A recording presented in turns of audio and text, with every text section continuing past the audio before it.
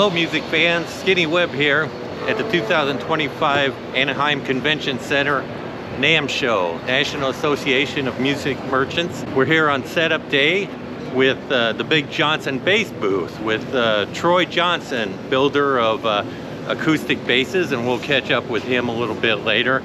Still lots of guitars up on setup day. There will be even more tomorrow. We'll be here over the next 3 days, so let's get to it. There's Troy right now. This is so nice. There's something that's gotta happen.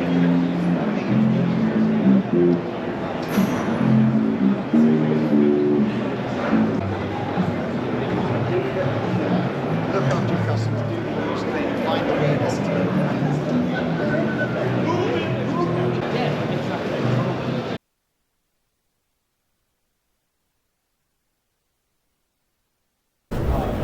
All right, day one, opening day of NAMM 2025. So we're going to be working at the Big Johnson bass booth today.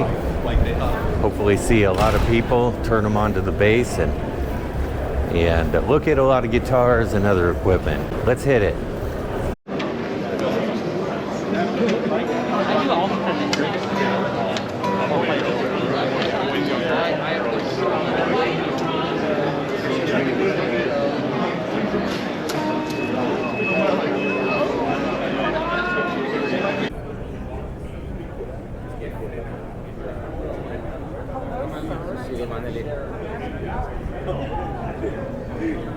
Dude, yeah, what do you do?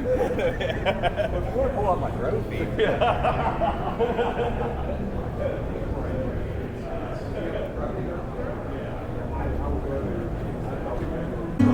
I get it. No, look, all right. Thank you, though. I appreciate it.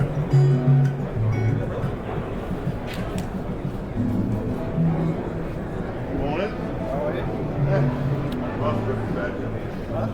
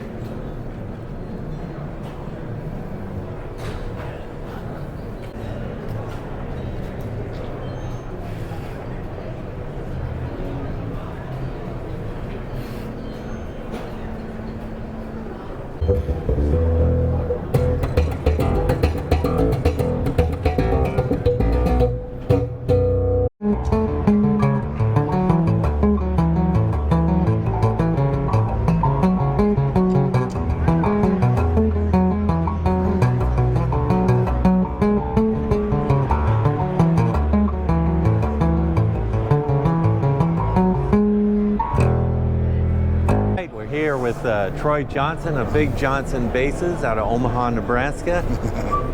2023 inductee into the Iowa Music Association Hall of Fame. That's what he says. Good morning. Welcome to NAMM 2025. The Big Johnson booth. The only acoustic bass that actually works. It's got more volume, sustain, and stability than any acoustic bass in the known universe. I take on all challengers from all galaxies. You're welcome to come along.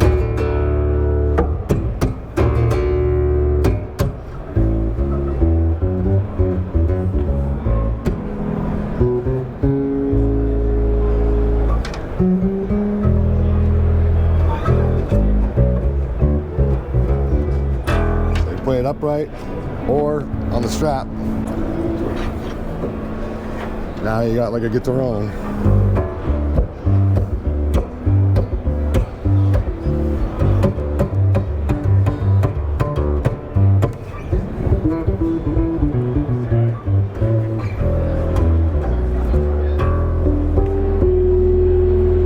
Sustains all day like a piano.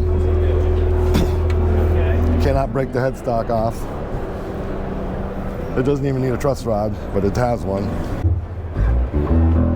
K&K twin spot pickup, but it plays just loud enough to play unplugged with in any acoustic setting.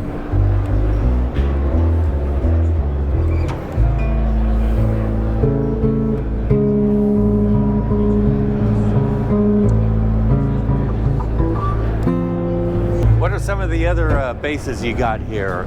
You got some other styles here. Yeah, this is the first the Slim Johnson, this petite, the smaller body. It loses acoustic volume, but it still works. It's got a slim neck, and this is just a pine 1x4 neck with no truss rod. But with this design, the neck cannot go anywhere, so we don't even need a truss rod. And then this is the #1, the original prototype. We got 5 strings and fretted and fretless, and this is the Stuart Hamm signature, one-of-a-kind harp bass. He'll be here later today to play that. It's got 3 low drones with hip shots on each one, where you drop each string up and down 2 different tunings. I'd like to thank Skinny Webb. I'd like to and all my friends and fans out there. Stop by booth 4500 and see the Big Johnson.